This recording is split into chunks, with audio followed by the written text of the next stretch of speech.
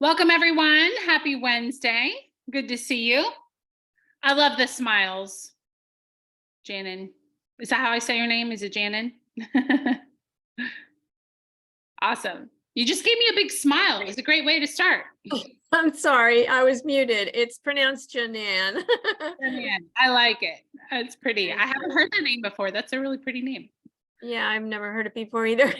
Well, I mean, friends, other than That's me. good. We have a lot of Jens in my family, so it's funny. We have 3 Jens out of 11 family members, and so Oh, it's good to wow. have a unique name. It's good to have a unique name. Yeah. Well, it's good and Good. it's not so good. But anyway, Yeah, I could see both sides. yeah. All right. I'm Well, glad to be on today because I've missed several and I got to catch up. So, perfect. Well, good. Well, let's jump in. I'm excited you all are here. As usual, if you can turn on your cameras, I'd love to see your faces. I'm a social person, if you can't tell, and I just love the interaction and being able to see you. And today we're going to be talking about how to set an appointment that actually shows up, which I'm really excited about. Something I've observed is a lot of times when people feel behind goal and they need more closings, they really just automatically go to talk to more people, talk to more people, talk to more people. How many of you have done that before? I've done it. I'm behind. I just got to talk to more people, which honestly sometimes is exactly true. That's exactly right. Depending on our numbers, which again, I'll give a nod back to session 4, where we talked about tracking your numbers to be clear on what does it take for you to bring in the closings that you need. So go back and double check session 4. But the thing is, it's not always just talk to more people. Sometimes we have people through one-on-one coaching who will say things like, I'm setting 8 appointments a week or 10 appointments a week, but I'm only having 2 or 3 show up. Or it seems like pretty common is about 40% to show up. And I kind of look at that like, wow, if you're already setting them, why don't we just get them to actually show up? And that would reduce the need for you to just go talk to more people, right? So it's a more strategic place to put your energy and to put your effort. And so that's what we're going to talk about today is how do you set appointments that actually show up? How do you increase that ratio? And then also, how do you set up the appointments so that they know they're likely to sign with you? I don't know about you, but I want people to actually hire us. I think that's pretty much across the board. We don't want to just have appointments. We want them to actually sign. So today we're going to talk about the foundational order of a conversation, just recap that real quick. Then we're going to talk about how do you set an appointment that actually shows up and signs. And then we're going to talk through what about when the time options don't work. So for example, say I'm talking to Barbara, if she says, oh yeah, that time doesn't work for me. How do I get her into a schedule that does work for her, but also I'm still controlling the schedule? My heart of this webinar today, and part of why I'm so passionate about it, is I see a lot of times where agents or ISAs will have, they'll put something in the calendar and it's really interrupting the personal life of the agent. How many of you have felt like you've missed, a weekend softball game or a soccer game for your kids? Or perhaps there was an evening event that was really important to you and you ended up missing it because of a client. Anybody relate to that? Yeah, I see the majority of you nodding yes or typing in yes. So yeah, it's very common and today's topic should help alleviate that challenge. So let's go ahead and jump in. So what we're going to do real quick is a recap of the foundational order of a conversation because today we're going to be talking about step number 3. I will say as a gut check, see if you can close your eyes without looking and quote out the 4 steps of a conversation. That's how important this is. This is really foundational to us in the sales role. So step number 1 is dig for motivation. And again, we're talking about the emotional reason people want to move, the why behind their moving. So dig for motivation. That should take how long? You can just show me in the screen. Hold up your fingers. How long? 3 minutes. Yep, you got it. 3 minutes. And then once you have that motivation, you're going to say something like, well, great, let's see what we need to do to make that happen. And that sets you up to pre-qualify. Who remembers why pre-qualify is in parentheses? That throws people off sometimes. You can unmute or use the chat box.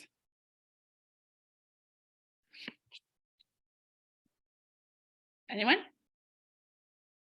Okay, I'll remind you. So pre-qualify is in parentheses because if they are not motivated, we're going to just skip right past it, right? So if you go to the doctor, he says, great, guess what? You don't have a torn ACL. You do not need surgery. Well, then it wouldn't make sense for him to explain the surgical process to you, right? Because the motivation to have surgery is gone. You don't need it. So you would skip all that. So same idea here. If someone's not motivated, we're going to skip right past pre-qualify. Then we're going to go to number 3, which is really what we're talking about today, is your next step is, and whatever you determined on the conversation. So if they have never talked to a lender, if they need to talk to their spouse, whatever it could be, you're going to say your next step is to do that thing. And who remembers the time frame? You want to have them do it within a certain amount of hours. What is it? 48. 48. Thank you. You guys are being quizzed today, pop quiz. Yeah, 48 hours. And that's because if we don't have them do it within 48 hours, we lose 50 to 60% likelihood that they will do it. So in other words, half of the people are going to disappear. So we need it within 48 hours. So if I say your next step is to talk to a lender, John, how soon do you think you could talk to a lender and get back to me? And hopefully he says today or tomorrow. And if he doesn't, I'll say, hey, is there any chance you could do that by tomorrow night? That way I'm encouraging him to get in within the 48-hour window. Today, we're going to talk through your next step is to meet with me, which is the setting appointment. That's my favorite next step because it's the appointment, right? And then we're going to talk about number 4 today as well, how to pick that time, which is the deadline. So let's go ahead and jump into it. So this screen is all about how to set them up to sign with you. And we're actually going to practice this together in just a moment. But let's go through each of the steps. So when I'm talking to someone, say I'm on the phone with Jay, we've already chatted. I know his motivation. I've pre-qualified him and determined he's good to go. He's going to move in the next 6 months. I want to meet with him. What I'm going to do is say every word on this page. So Jay, your next step is to meet with me. Or I might say your next step is to meet with George, our agent, whatever's appropriate. So your next step is to meet with me, and we're going to do 3 things. Number 1, we're going to go back over your motivation and price. We're going to go back over your motivation and price. And by the way, let me say real quick where we're saying this, just to give it a little more context, and then I will put it back up on the screen. For context, some of you may remember in the Olympics, I don't remember this, I just read about it, but in the 90s, the US was in the Olympic race, and we were winning a relay race. We were number 1 spot. And in the relay race, they went to pass the baton to the next runner, and they dropped the baton. And we ended up losing that Olympic race because of it. So the handoff is what caused nothing to happen, essentially. And it made me think about, wow, that's such a good picture of what happens, especially on teams where we have other people setting appointments for other people. That handoff is so crucial. So how do we set it up to have a solid handoff? Or perhaps you're on this meeting and you set appointments for yourself. One big reason that appointments don't show up is they don't know why they're meeting with you. So it's, what are we doing? And that anxiety, because they don't know what the meeting's about, can cause them to just not show up. So whether you set appointments for yourself or you set appointments for other members on your team, this verbiage is crucial. So when you're on the phone, you would be saying this towards the end of the conversation. It's part 3 of 4 steps. And then if you are an agent, this is really important. If you are an agent, you are going to start your appointments with this verbiage. Okay. So if I'm meeting with Elena and I'm the agent, she just walked in my office, we're in person, I would put my hand out and say, hey, Elena, it is so great to meet you. I'm so excited to chat with you today. Today, we're going to do 3 things. And the first thing we're going to do is talk about your motivation and price. And then I'll put the rest back up on the screen. But can you see how that's such a solid handoff? And to the person experiencing this as the client, it's the wow factor of the left hand and the right hand are working together. So that's why this is so incredibly powerful. So let's get back to what the steps are. So again, I'm setting the appointment or I'm starting the meeting, same thing. All right, your next step is to meet with me, and we're going to do 3 things. Number 1, we're going to go back over your motivation and price. Number 2, we're going to interview each other to make sure a mutually good fit. And let me ask you real quick, why are we saying we're going to interview each other? What's the psychology there? It's mean that we want to be, so you want to be sure that I want to work with them and they want to work with me. It's not just one-way street. Exactly. Thank you, Elena. Exactly. Beautifully said. I also find, especially with for sale by owners and expired leads, they really appreciate that line. It's almost a takeaway line, but it's very slight.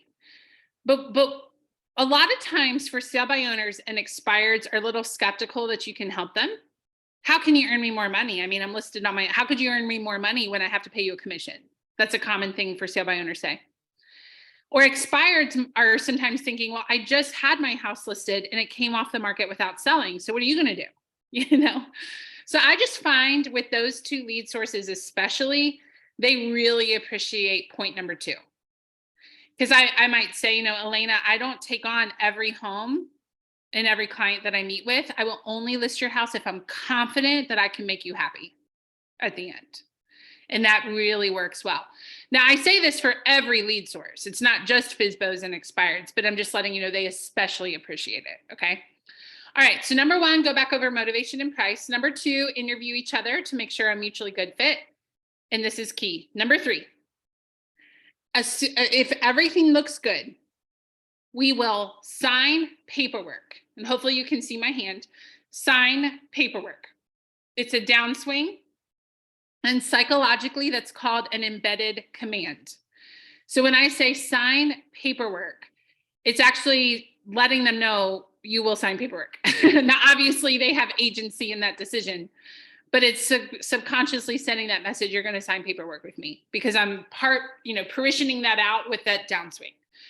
So if everything looks good, we will sign paperwork to activate the next step. Any questions? And notice that activate the next step, any questions, is said almost like one run-on sentence. And the idea of that is we've all experienced the person who's very confident, and because they're confident, we just have that, well, they must know what they're talking about, right? And I want to share a statistic with you real quick that makes me super excited. And honestly, I'm very proud of it for clients that have gone through this program.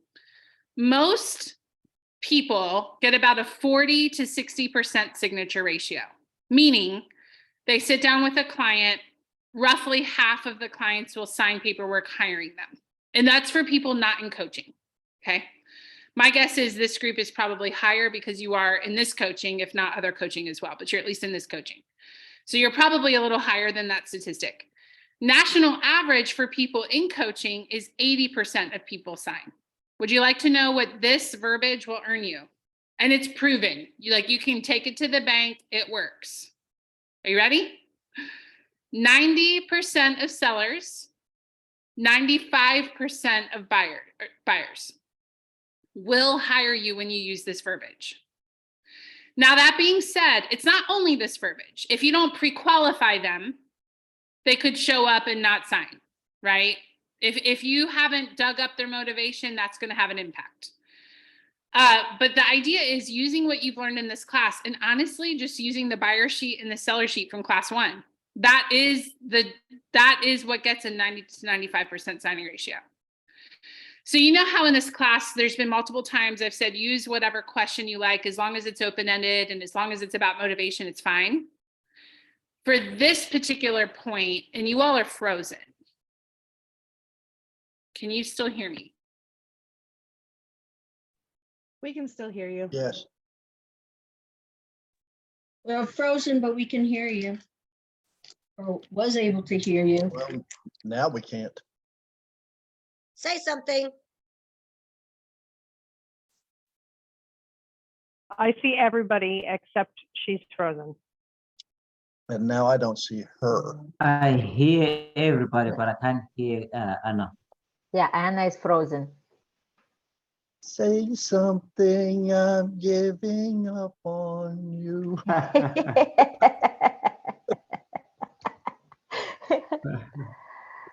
Here we go. Oh, You all probably couldn't hear me, but I said, I think I'm frozen because you all look frozen. So I just switched to a different internet source that should fix that. So what I was saying, what was the last thing you heard? Let me ask that. You're 90% frozen. jealous. Perfect. Okay. So you heard the 90 to 95% will hire you. Perfect. So just in case you didn't hear this, I want to emphasize it's not only using this verbiage, it's assuming you've also pre-qualified them. And essentially you're using the buyer and the seller sheet given to you in session 1. Okay. So if you skip any part of pre-qualifying them, that will impact their signature rate. The reason that this works so well though, is because you're setting up that they might sign something. How many of you have, and they say, oh, I need a night to think it over? Or, oh, you know, we just need some time to think about it. And when we tell them ahead of time that they might sign something, it gets them already thinking about that before we even sit down, right? So the people who are the think it overers, I just made up a word, we're giving them a heads up that this could happen. The other reason I'm doing this is, let's say that Michelle has a little bit of a hesitation. Figure that out when I'm setting the appointment. What usually happens is I'll say, and then number 3, if everything looks good, we'll sign paperwork to activate the next step. Any questions? And Michelle might say, ooh, yeah, I don't usually sign things, you know, the day I hear about it. And that'll give me a chance to ask her, well, what is it that would make you comfortable hiring the agent that day? What would you need to hear? What would make you not want to move forward? You know, and I can ask her some questions around that. Those of you that are agents, how powerful would that be for either yourself setting up your own appointment or for an ISA to come to you and say, hey, I already know Michelle has some objections about signing, and here's what they are. Maybe practice that before you go meet with her. I am just setting up the agent for incredible success, right? And so that's why this works so powerfully. Can you all still hear me okay? Okay, now I'm like paranoid. Okay. Do you know I have dreams about this class and my internet and things like I literally dream about this stuff. So let me put it back up one more time, just to be sure that you've gotten all of the notes. And again, I just want to emphasize, I said this, but in case it got disconnected, today's class, I would not change the wording. So a lot of things I've taught you, it's been, you know, you can put this in your own words, you know, things like that. This you want to leave as written because it is proven to get a 90 to 95% signing ratio. Here's the other cool thing about this is I've had teams tell me 2 weeks after this content that, hey, we went from a 40% higher ratio to an 80% higher ratio in just 2 weeks. So this is something that were you to implement it today, you will see very fast success from it. It's awesome. So let me do it one more time. And then we're actually going to practice together. You guys are all muted, which is going to let us give us practice without interrupting each other. So we're going to do that in just a minute. But one more time. Okay. I already pre-qualified them. I know their motivation and I know it's time to meet. So Deborah, really your next step is to meet with Haro and do 3 things. Number 1, go back over motivation and price. Number 2, interview each other, make sure it's a mutually good fit. And then number 3, if everything looks good, we will sign paperwork to activate the next step. Any questions? And then because I'm confident, it reduces the likelihood of questions. So hopefully she'll say no questions, and then we'll move on. Or if she does have questions, I'll simply write them down. One thing I want to emphasize is do not feel burdened to solve their questions if you're in the setting of the appointment phase. Just write them down. So if you know, Deborah says, well, actually, I do have a question. What about this, this, and this? I'm going to say, you know what? Those are great questions. I'm going to write those down. And when you meet in person, I'll make sure that those, you know, that those get discussed. So again, don't feel like I don't need to get them to agree to sign when I'm setting the appointment. And I just want to make that really clear. Okay. So here's what we're going to do. We're not going to practice the whole thing. I really want us to practice step 3, followed by any questions. So let me show you once what it's going to sound like. And then we're going to do it 5 times together. And all of you are muted. So I want full participation where you're sitting. And we're even going to use our hand because this is that important. So we're going to go. And then number 3, if everything looks good, we will sign paperwork to activate the next step. Any questions? Okay, that's exactly what we're going to do. So let's do that 5 times together. Just follow me and we'll do it 5 times. Use your hand to help with that downswing. All right, let's go. And then number 3, if everything looks good, we will sign paperwork to activate the next step. Any questions? All right, number 2.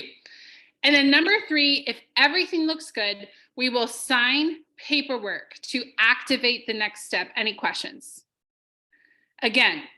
And then number 3, if everything looks good, we will sign paperwork to activate the next step. Any questions? Make sure you use your hand. It will psychologically help this stick in your head.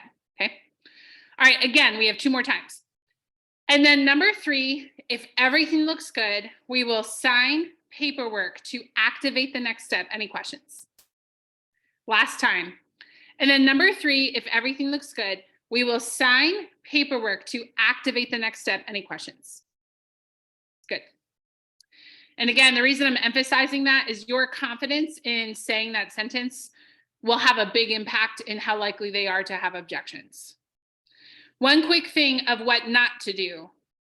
It's hard to even demonstrate it. What not to do is, and then number 3, we'll sign paperwork. Any questions? And I'm making my voice go up, but you guys can hear it. It just doesn't sound as confident. And that's what we want to avoid. So we're not going to do it that way. All right. Now, again, if they have questions, simply write them down. Great. That's great. Any other questions? Okay, great. Write them down, write them down. And then just simply say I'll make sure that gets discussed in the meeting. So either I'll go over it with you, Haro will go over it with you, whatever is appropriate. So then we're going to go ahead and pick a time. And again, this next screen, just say it as written. And we're going to discuss this here. We're just going to say it as written. So I'm going to then say, all right, Deborah, let me put you on hold for a second so I can check the calendar. So let me put you on hold, Let me ask you guys as a group, why are we putting them on hold? What's the psychology there? That we need to allocate the time for them, that we're not just sitting here doing nothing. Yes. Yeah. We're not just sitting here doing nothing. Yeah. But that also shows professionalism, that you have a calendar and that you work around a calendar. Yes, which is professional, right? Wouldn't it be kind of odd if we called our medical doctor and we said, I want to meet with you. And he said, sure, when works for you? No, that would be great. Yeah, you're right, Gregory. That would be awesome if that's how it worked. I can't deny that is true. That would be great. But we all know that's not how it works. And actually, if we had a doctor that truly did that, even though we joke that really would be great.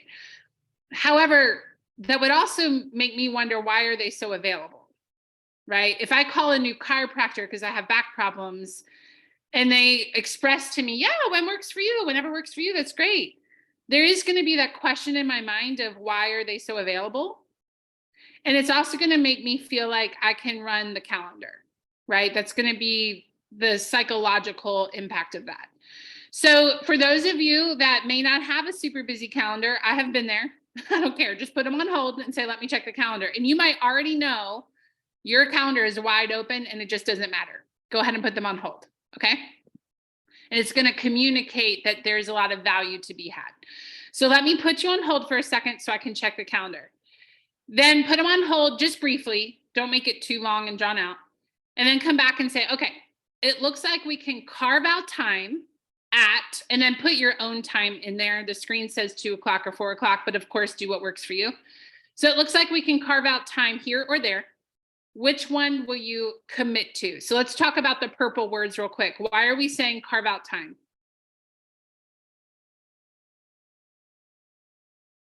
So it's mean we are actually making ourselves available for them. Yeah, it shows I'm But going when you say carve out, so that means your calendar is full. You're just going to get a little piece out of it for them. Yeah, we're going to make it happen. Yeah. True And story. you're also making yourself unavailable for anybody else during that time frame. Yes, which is actually a nod to what we're going to say in part 3 of this. Absolutely. Yeah, I mean, true story of myself. There's somebody I've been wanting to see for about a month, and I knew she had a wait list and all this stuff. And she wrote me Friday and said, I can see you Tuesday at 12:15. Well, I already had an appointment Tuesday at 12:15. And do you know what I did? Because I knew this lady was busy. I called my 12:15. Is there anywhere else that I can put our appointment? Because I have another obligation I'd love to get to. And I worked it out with I like rearranged my schedule because I wanted to meet with this lady. Does that make sense? We've all probably been in that scenario at some point. I'm sure that we all have. And so what we're communicating, you guys said it, so I don't need to repeat all of it, but basically we're communicating, I am busy and I'm going to make this happen for you. And it can cause them to want to get into our time slots because I'm pointing out, like, I'm going to carve this out. Also, the question is not which one is best for you. Now, it's not wrong to ask someone what's best for you. That's not like a wrong question. But I look at it like, I want you to be elite. I want you to be the best. And somebody typed it in, we teach people how to treat us, right? And so this is a commitment. I'm not going to call them to confirm, but we'll talk about that in a minute. We don't do confirmation calls. I'm not going to check with them tomorrow. Like, this is the actual meeting. I was in one of those labs, if you know what I'm talking about, with Gary Keller, where you brainstorm. And I heard him say this. What was cool is this was already in our content, that when you set the appointment, it is a commitment. We're not going to confirm. So this was already written. But I was in the room with Gary Keller doing a mastermind, and I was all starstruck, you know. But I heard him say, you don't need to do a confirmation. I'm paraphrasing, by the way. I don't remember his exact words. But he communicated, when you set that appointment the first time, that is the commitment. You don't need to call and confirm, or like that gives them an out. And I heard him communicate that in his own words. So that just really confirmed to me that this is the right way to go. So we're going to carve out time here or there. Which one will you commit to? And make sure you offer them times outside of lead generation. So notice these are both in the afternoon. And then at the bottom, I'm going to take this down so you're not reading it. I want you to just kind of engage with the tonality and think about how this sounds, because how you say this is going to have a big impact. You want to smile and you want to sound friendly when you say it. Okay. All right, Gregory, I'm going to save this spot for you. And what that means is I'm going to turn away anyone else that wants that spot. So is there anything you can think of that would prevent you from keeping your commitment? And again, at this point, we should have good rapport. We've probably been on the phone 10 to 15 minutes at this point. That usually lands very well. Just make sure you smile when you say it. And what we're doing again is saving this spot. So I'm communicating, we're going to make this happen. The real power in this is I'm letting them know I'm going to turn away other people. And so there is a ripple effect impact of them not showing up. And that's part of why this earns you 90 to 95% signature ratio plus the show up ratio. The show up ratio is 70 to 80%, which is really good. And then the signature again is 90 to 95.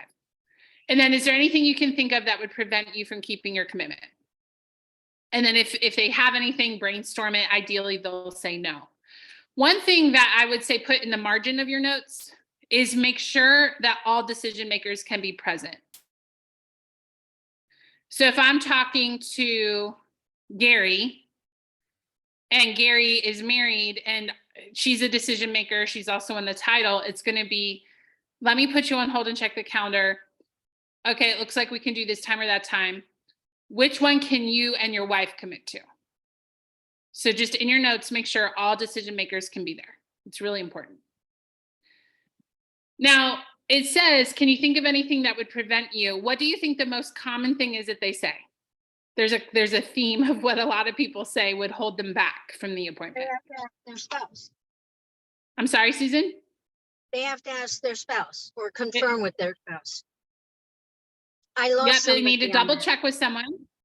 Yes. Yeah, And that's why we want to do this step of, hey, can you think of anything that would prevent you? Mhm. So we'll talk about how to handle that in just a second. There's another common one, and it only happens certain months of the year. Any guesses? I got to get my kids from school. That's very common. Got to get my kids from school.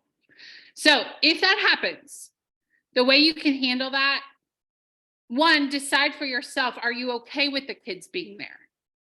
Personally, I prefer to meet not with the kids, and I love kids. I used to be a teacher. I'm not opposed to kids at all. I just know it's hard sometimes for the parents to get everything because their kids are running around and they're distracted trying to keep the kids in check, right? One thing our team did is we did get coloring books about moving to help the kids get excited about moving, that we could help keep the kids entertained. So I think for that, decide for yourself, are you okay meeting with the kids there, or would you prefer not to have the kids there? My personal stance, and again, you can do something different. My personal stance was if they said, well, I can meet you at 3, I am supposed to get the kids though around 2:30.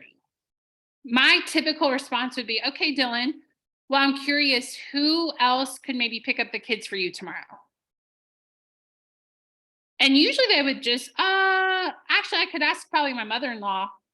I mean, it was that simple. Obviously, not everyone. Not everyone could just solve that simply. It depends on their situation. But I personally was surprised how many people would think of an alternative solution. Or they might say, you know what? Gregory could pick him up. He's our neighbor. Or they could stay in aftercare and I'll just get him closer to 4:30. That's fine. My kids love aftercare. So that's what I mean when I say ask them what would prevent them. And then Susan, in your example, if it's a spouse thing, like, oh, I think I can, but I got to double check with my spouse. My personal favorite response to that is, how soon can you check with your spouse? And I'm going to pencil you in until you hear. But as soon as I hear from you, I'll put you down in magic marker, permanent marker. And that was just my style. Again, you can do it a little different. But you do want to communicate this appointment is not official until we work out the thing that we got to work out, right? So one last time, in case you're writing it down, how soon can you check with your spouse and get back to me and let me know? And most of them, it's within a couple hours. I mean, it's a text, right? For most people. Okay. Any questions on this screen or the previous screen? And we're about to talk through, what do you do if they're like, oh, that time won't I have a work? question. That's your question. Just hang on one second. Yeah, what's your question? I have a question. Like you told us that you don't need to confirm. Look, I usually don't confirm for myself, but I usually send a reminder that we do have a meeting. Is this That's fine. appropriate? Yes, yes. Yep, we were going to get to that. So let's just talk about it now. Thank you. Reminders are perfect. Reminders are great. It's just you don't confirm, right? When I order on Amazon or I buy a plane ticket online, I wait till the confirmation screen pops up. And if it doesn't pop up, I'm kind of wondering, is it official? Right? And so when we talk about, I'll call you tomorrow to confirm, it's basically saying this was a fake appointment that we just set, right? And it gives them a really easy out. But when I say I'm going to call you tomorrow to remind you, that's totally different. And that's great. Elena, to add to that, you could also say, this is called future pacing. So you're telling people what will probably happen. So I might say, hey, Deborah, just so you know, it's very normal after we hang up, a whole bunch of questions are going to come to mind that you're not thinking of right now. That's normal. Just write those down, Deborah. And when I call you tomorrow to remind you of the appointment, you can let me know what they are. And that helps because people are nervous. I don't know about you. I work in real estate. And if I decided to sell my house tomorrow, I would be nervous, even though I know exactly what to expect. It's nerve-wracking. And so future pacing, let them know, hey, you probably think of some questions. I'll call you tomorrow to remind you, and you can let me know what your questions are. That can really go a long way. Great question, Elena. Other than what do we do if that time doesn't work? Because we're going to talk about that. Any other questions specific to setting up the appointment with the 3 steps or the wording around picking the time? I have a question. So, Sure. I mean, all of this is really setting it up to not only show the seriousness, but you want to make sure that they're committed to, going through with this. Do you ever get anybody like hesitating and going, wait a second, this might be going too fast, or I'm not Yeah. quite ready, or, you know, Yeah. Well, and that's part of what this screen is for. The number one, here's what we'll do. I'm kind of trying to poke that out and see if anything happens, if they push back at all. If that happens, this just really speaks to why it's important to know their motivation. So if that could happen, I might say, hey, Susan, I'm so glad you told me. Remember, this is an objection. We've already taught objections in this class, right? I would just go back to that pattern. And I would say, hey, Susan, I'm so glad you told me. So you're saying you're not quite sure you're ready to meet with me, right? And they would say, yes. Okay, great. Tell me a little bit about what's making you concerned. And it's really just the objection pattern from a couple classes ago. Remember, I said you'll probably use that more than you expect. That's an example.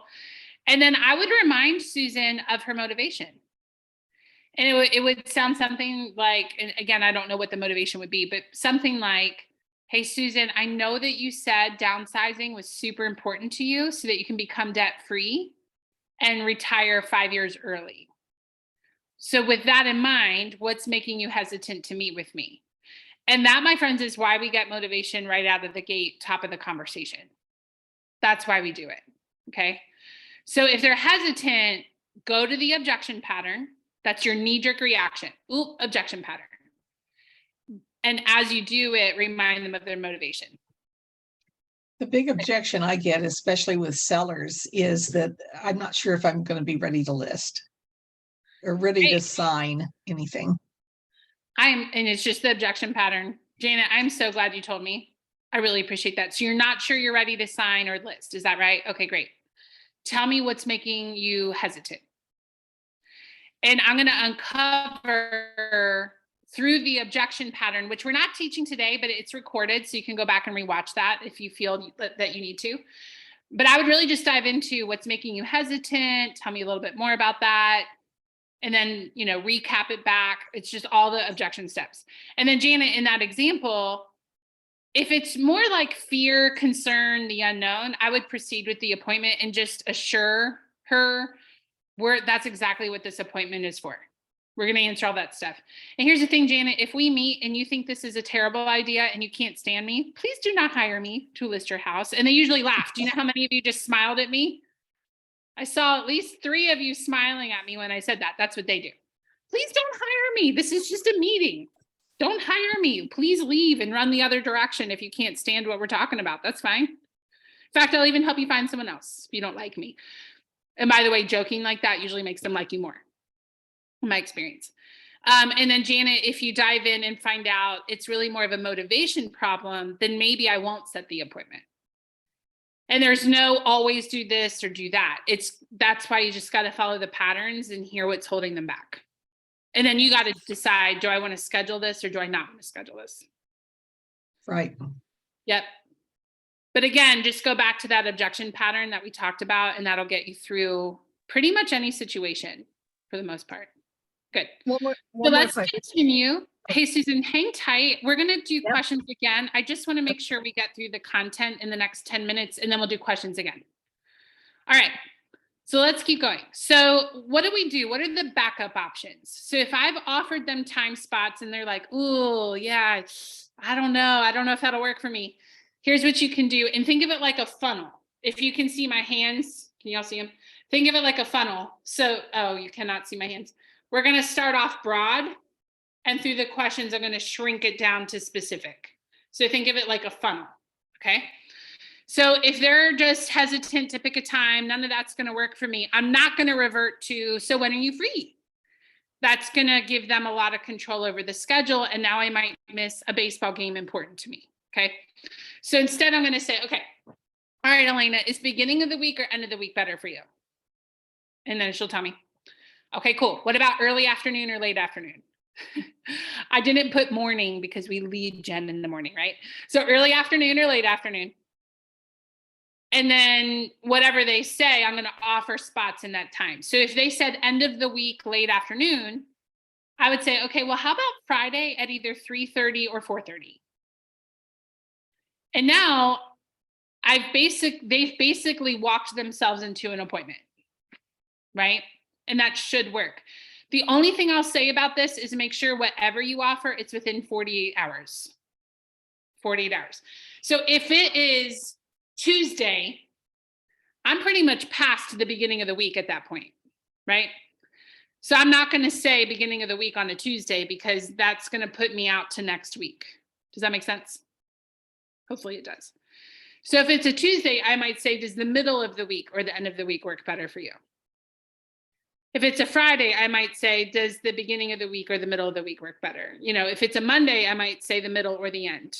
Got it? So just whatever you offer them, just make sure you're making it easy to get them in within 48 hours. The next slide is what I find most exciting. It works really well.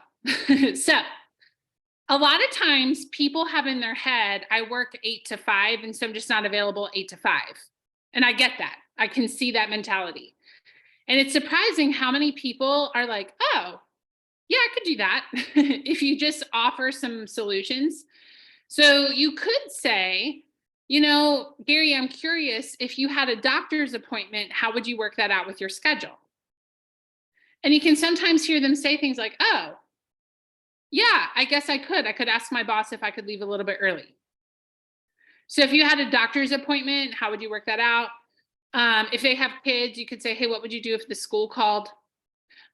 You could also ask, hey, you know, I know buying a home is really important to you. If you talk to your boss about how you want to buy a house or sell a house, do you think they would be open to you leaving work a little bit early tomorrow? And again, I'm telling you, it's kind of funny. You can hear them a little bewildered, like, oh, yeah, I hadn't thought about that. And you'll see as you do it, you will see that this works. So the other option is, what about on your lunch break? And I used to set a lot of lunch break appointments, and it would sound something like this. You know, hey, Janet, what about on your lunch break? I mean, most people get an hour for lunch. I don't care if you bring your food and eat at our meeting. That's totally fine. I might eat some lunch with you.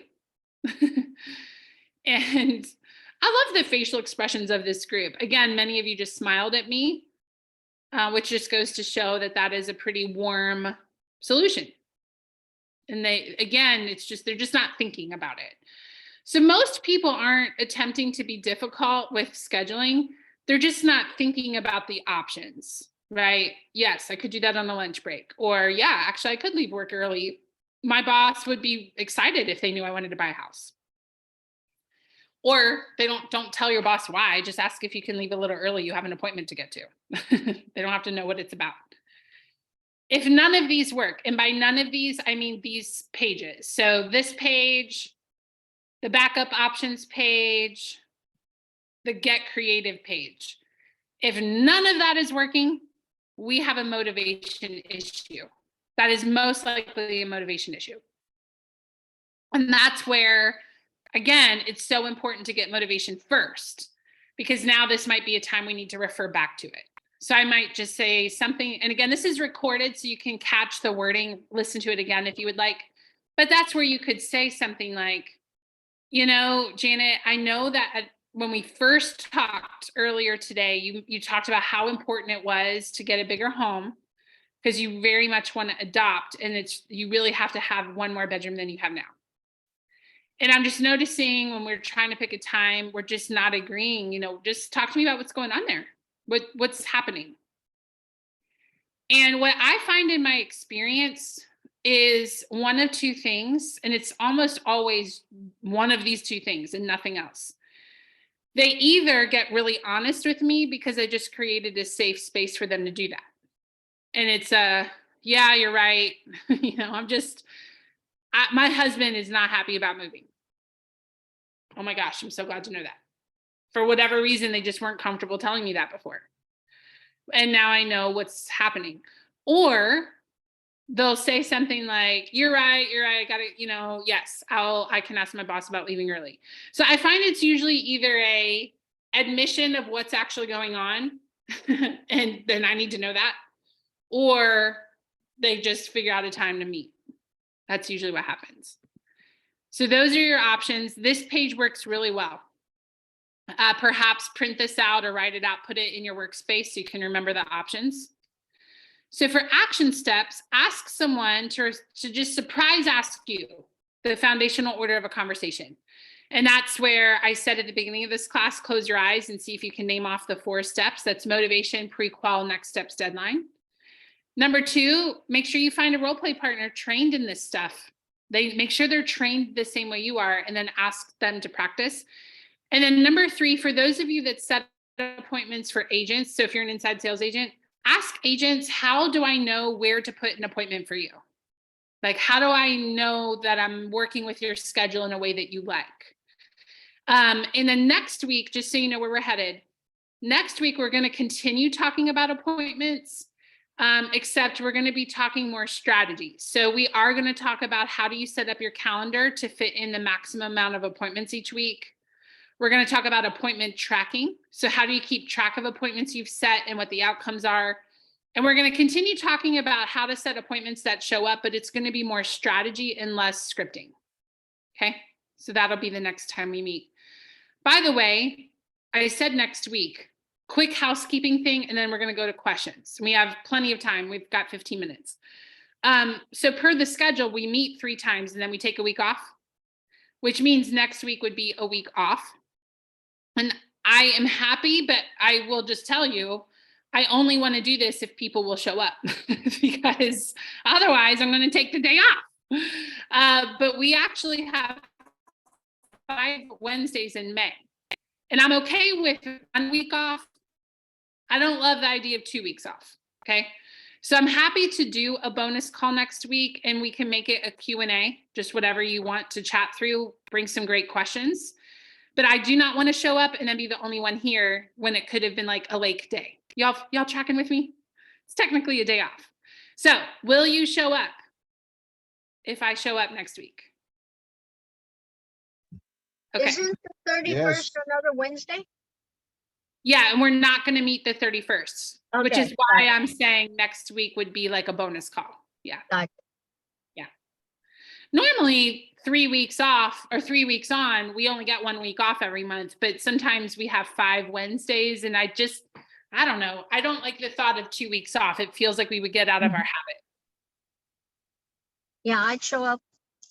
Okay. Well, then I'll show up next week.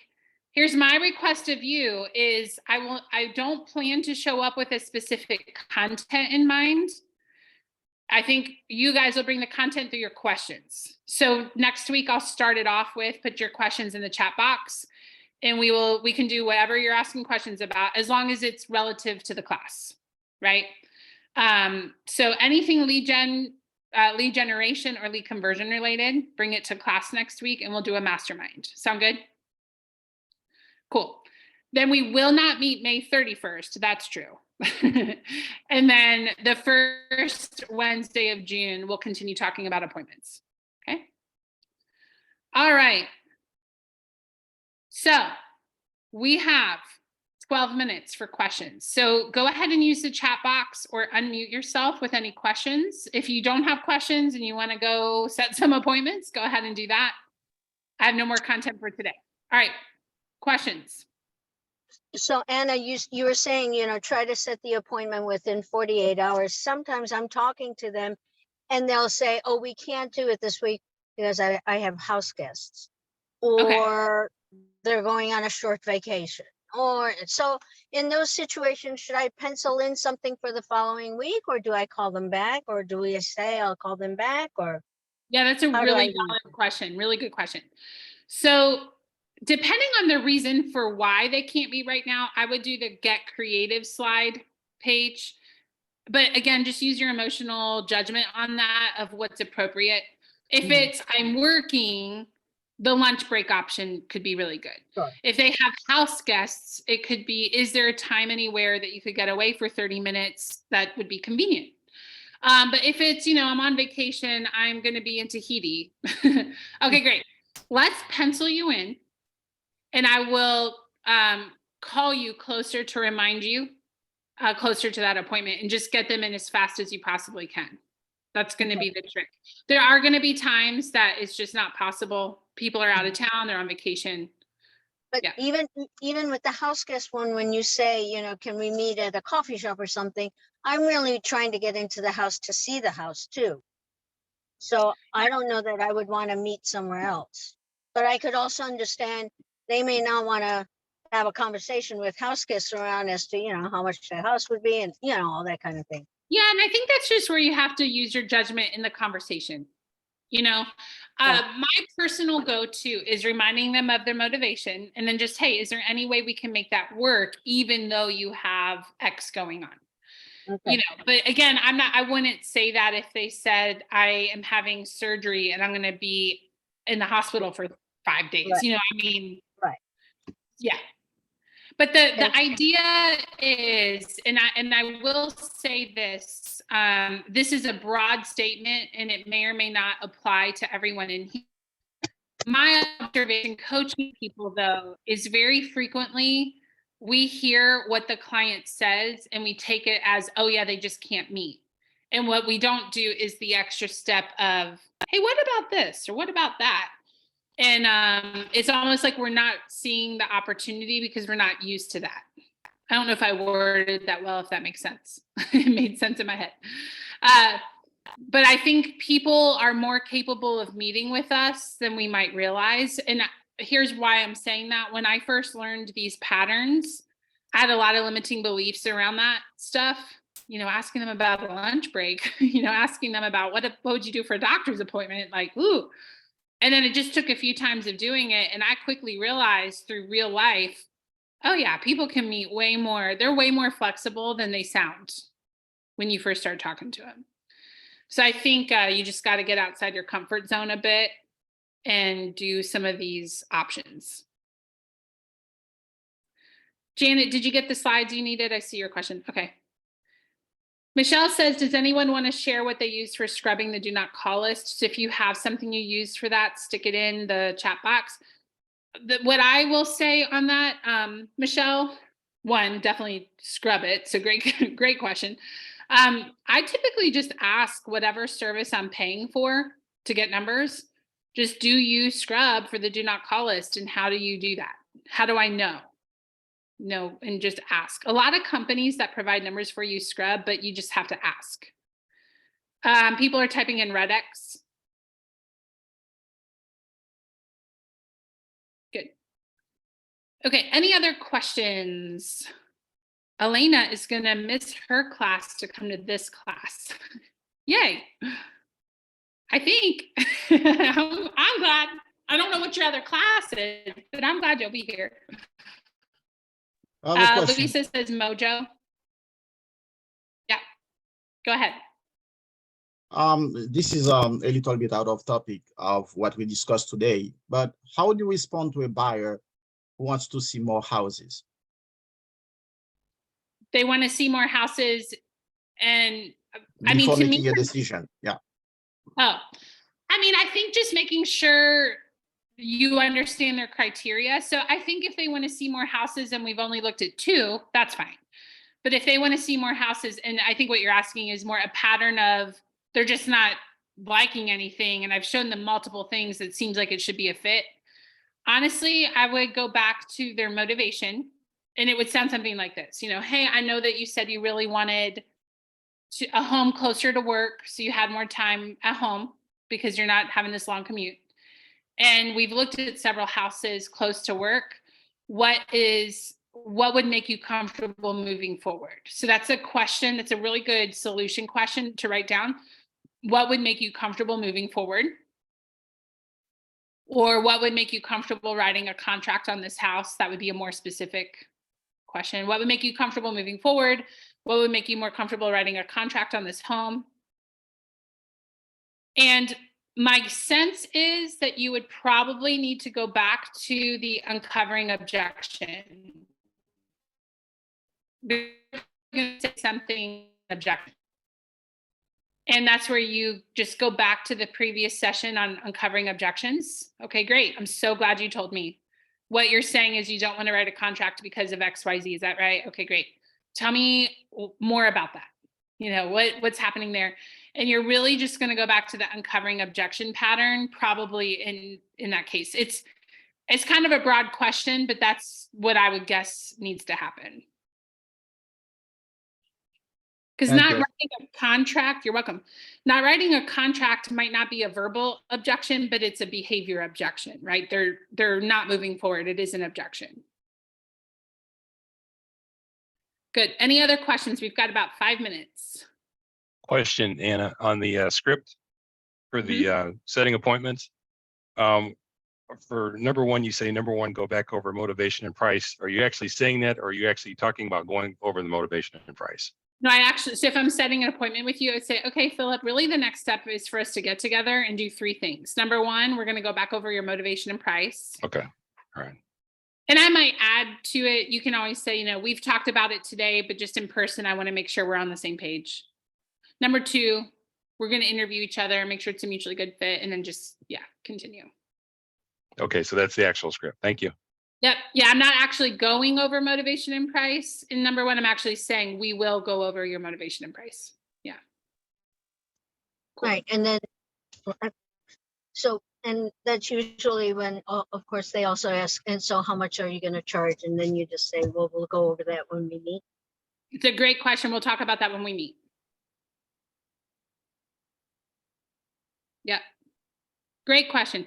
I think if you get really good at the sentence, great question. We'll talk about that when we meet. That will help more appointments show up. Because part of why people don't show up is we're answering all their questions on the phone, and then why would they show up, right? And the simple fact is it's a lot easier to convert a lead in person because they can see your personality. It's face to face. It's just different. It's just really different. It's like dating. You can have a phone call, but you just don't know if there's a spark to the person, Yeah. right?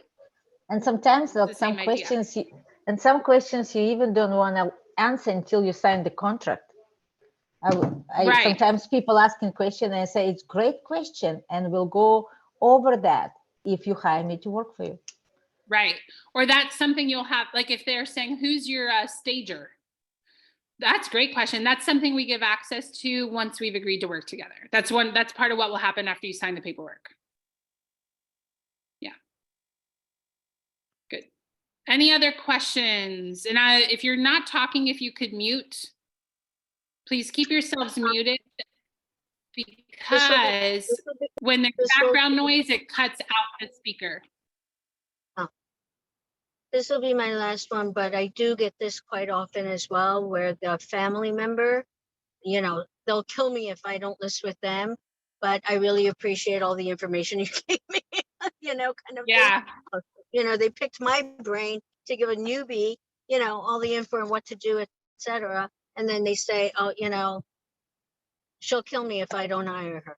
Well, and that's part of why we don't share, like, not trade secrets. That's not the right word. Right. We don't share a lot until after they sign with us. And that's part of why when we set up the appointment, we say things like, when we meet, we will do 3 things. Because if I'm telling someone when we meet, we're going to do 3 things. And by the way, the third one, assuming everything looks good, we'll sign paperwork to activate the next step. That should cause them to say, oh, well, I have a family member I'm going to use. Now, I can't control if someone's not being totally forthright with me, but that's not, all I can control is letting them know what will happen in my due diligence part, right? Like there will still be some people who take advantage of us, and that's just going to happen sometimes. But again, Susan, a lot of that will be alleviated by doing, when we meet, we're going to do 3 things. Yeah. And Philip, I see your question. I totally get it. The difference is simply going to be, I'm calling to remind you versus confirm. So you're just switching out one word. Still call them. I still say call them. Just change the word confirm to remind. That's it. So I always call appointments unless it's happening later the same day. But in the morning, it's, hey, Philip, I just want to remind you, we have an appointment today at 3. We can't wait to see you. Did any questions pop up since we hung up yesterday? Okay, great. Let me write that down. We'll talk about it when we get together. Awesome. Can't wait to see you today at 3. So I totally believe in calling, but it's to remind them, not confirm. Yeah. What was it? I can't remember what it was. I had someone call me to confirm an appointment last week and I canceled it. I don't remember. And I remember thinking, this is bad. This is what I train people not to do, but I did it. But it was her question. Like, it made it so easy for me to cancel. Because when you say I'm calling to confirm, you're basically saying, I'm calling to give you an out. Would you like one? You know? But we don't think of that, right? I never really thought about that till someone trained me, much like what we're doing today. So I totally get it. Most people call to confirm. I want you to be better than most people. I want you to get to the end of the year for something. So we're going to say remind, not confirm. I appreciate the transparency there. It's totally legit. Yeah, Philip, I'd be curious. I'd be super curious. I'd be super curious at the end of when we meet in June to just see what changes you've seen with your show rate. Yeah. Susan, go ahead and then we're closing out. Oh, you're muted. I don't know if you know that. It's just amazing how one word makes such a difference. I mean, this is why we take this class. Yeah, exactly. Imagine just this one word. If you just get one little nugget from today and that's it, hopefully you got more. But that's going to be a game changer in your business, really, truly. Yeah. I was encouraged. I was at church recently, and I have had this thought before. This will be our final thought, and then we'll close out. But I thought, I come here most weeks, and I can't remember what we talked about last month. And sometimes I get frustrated at my memory that I can't remember everything of every class I attend. Can y'all relate? Mm-hmm. And one week, it was really encouraging because the pastor said, the goal of coming here isn't to remember everything you hear. The goal of coming here is to get a little nugget every time you come. And if every week you get one little nugget from attending this church service, your whole life could look totally different in a year. And I was like, oh my gosh, that is so encouraging. And that encourages me about way more than just church. That encourages me about reading books, listening to podcasts, going to classes, going to conferences. I'm just looking for a nugget. And each week, if I get a nugget that changes my trajectory a little bit, I could be very different a year from now. And I think that's super encouraging. Okay, with that, let's go ahead and close out. Next week is a bonus call. So check your client portal just to see how to attend that. I didn't even ask Maps if we could do that. So I'm sure it's fine, but just check your portal next week for how to join and make sure to think of questions to bring for next week, because that's what it will be based off of. Okay, I will see you guys next week. Bye.